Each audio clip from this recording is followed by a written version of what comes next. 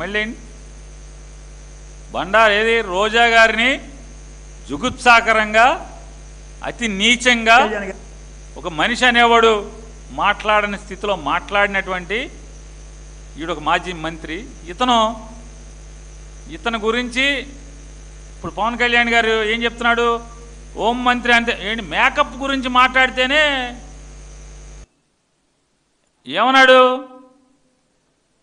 ఆవిడ మేకప్ ఎక్కువ వేసుకున్నారనే ఉద్దేశంతో ఆవిడ పేరు కూడా పెట్టలా, పేరు కూడా చెప్పలా.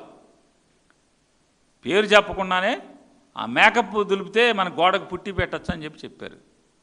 దానికి పవన్ కళ్యాణ్ గారు ట్వీట్, మామూలుగా ఇన్ని నీతులు చెప్తా మాట్లాడతాడు ఈ దుర్మార్గుడిని.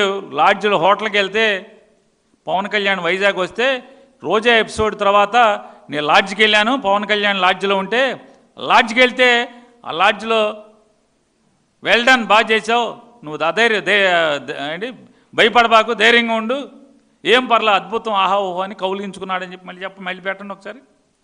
స్వయంగా నన్ను హోటల్లో మెచ్చుకున్నారు. ఇది ఈ రోజా ఎపిసోడ్ అయిన తర్వాత ధైర్యంగా ఉండమన్నారు ఆయన నన్ను. పవన్ కళ్యాణ్ గారే అందరి సమక్షంలో ఆయన నన్ను మెచ్చుకుని అభినందించి కౌగిలించుకున్నారు. మెచ్చుకుని అభినందించి కౌగిలించుకున్నాడంట.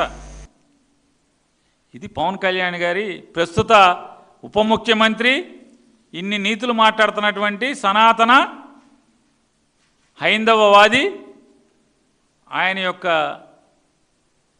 సంస్కారం. ఎంత గొప్ప సంస్కారం! ఏ అవార్డు ఇవ్వాలి పవన్ కళ్యాణ్ గారికి, లోకేష్ నాయుడు గారికి, వీళ్ళందరికీ?